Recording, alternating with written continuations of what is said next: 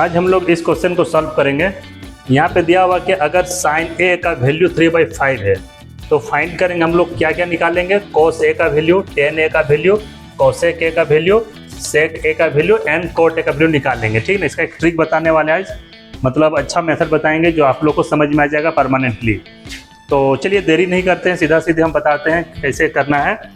देखिए यहाँ पे साइन ए का वैल्यू 3/5 दिया हुआ है, मतलब ये है कि एक आप पहले राइट एंगल ट्राइंगल बनाइए।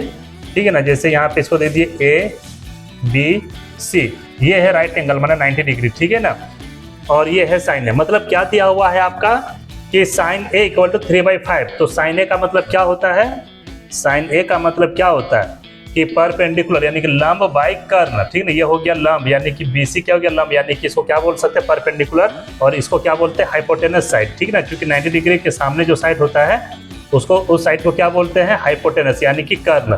तो यहाँ पे साइन ए का मतलब क्या दिया हुआ परपेंडिकुलर बाय, मतलब आप यूँ कर सकते हैं, हिंदी में लिखना है तो हिंदी में लिख सकते हैं, नहीं तो परपेंडिकुलर बाय हाइपोटेनस साइड, मतलब 3/5। इससे ये पता चलता है कि आपका जो लंब है यानी कि 3 कौन सा वैल्यू दिया हुआ है, इसका वैल्यू 3 दिया हुआ है, और 5 यानी कि हाइपोटेनस साइड यानी कि ये दिया हुआ है। ठीक है, तो ये चीज़ दिया हुआ, लेकिन अब मेरे को ये चाहिए AB अगर मुझे मिल जाए। ठीक है ना, अगर AB अगर मिल जाए तो ये सारा चीज़ निकल जाएगा, कोसेक, टेन ए, कोसेक सब कुछ निकल जाएगा। ठीक है, तो इसको निकालने के लिए क्या करना पड़ेगा, इसको निकालने के लिए क्या करना पड़ेगा कि एक थ्योरम है पाइथागोरस थ्योरम। ठीक है ना, तो पाइथागोरस थ्योरम के अनुसार क्या होता है कि कर्ण का स्क्वायर, ठीक है ना, कर्ण का स्क्वायर इक्वल टू लंब का स्क्वायर प्लस बेस का स्क्वायर यानी कि आधार का स्क्वायर। तो हम लोग इसको निकालेंगे, AB का वैल्यू निकालेंगे।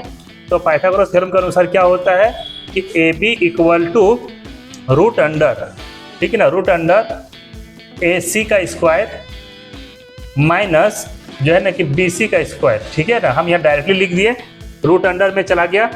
ठीक है ना, अब यहाँ पे क्या हो जाएगा, इसका वैल्यू पुट करेंगे, यानी कि AC का वैल्यू है 5, तो 5 का स्क्वायर, और यहाँ पे BC का वैल्यू कितना है 3, इसका मतलब 3 का स्क्वायर। अब अगर इसको निकालेंगे तो 25 माइनस 9 रूट अंडर, तो equal to 16 root under equal to 4। इसका मतलब AB का वैल्यू भी निकल गया 4 हमारा। अब अगर AB का वैल्यू 4 निकल गया तो cos A का वैल्यू भी तो आसानी से आप निकाल सकते हैं। चलिए आपको हम यहीं पे दिखा देते हैं, सब कुछ समझ में आ जाएगा। ठीक है ना, cos A का वैल्यू क्या निकलेगा, क्योंकि cos A का मतलब क्या होता है, यहाँ पे आधार बाय क्या होता है, आधार बाय कर्न, यानी कि बेस बाय हाइपोटेनस साइड, यानी कि बेस है 4 और ये है 5, ये निकल गया।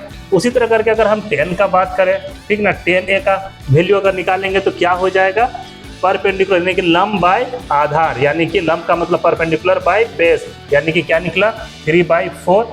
अब यहाँ पे कोसेक का वैल्यू निकालना इजी है, क्योंकि यहाँ पे साइन ए का वैल्यू 3/5 है, तो साइन का ऑपोजिट होता है कोसेक, यानी कि कोसेक का वैल्यू क्या हो गया, उसका उल्टा, यानी कि कोसेक ए का वैल्यू क्या हो गया, साइन का उल्टा, यानी कि 5/3, तो यहाँ पे 5/3 हो गया।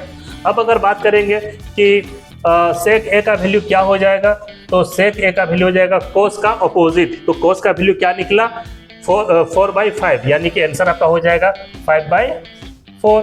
उसी तरीके से अगर कोट का अगर आप निकालना चाहते हैं तो कोट किसका अपोजिट होता है, 10 का, तो 10 का वैल्यू क्या है, 10 का वैल्यू 3/4, यानी कि कोट ए का वैल्यू 4/3। तो इस तरीके से जो है ना कि ये सारा प्रॉब्लम सॉल्व हो गया, आसानी से निकल गया। इसी तरीके से अगर आप अपना मैथमेटिक्स का सारा प्रॉब्लम सॉल्व करना चाहते हैं, इसी तरीके से आप पढ़ना चाहते हैं, तो अभी जाइए प्ले स्टोर में और GKIT एजुटेक ऐप डाउनलोड कीजिए और मैथमेटिक्स और साइंस का कंप्लीट ट्यूशन कीजिए सिर्फ 5 रुपये में।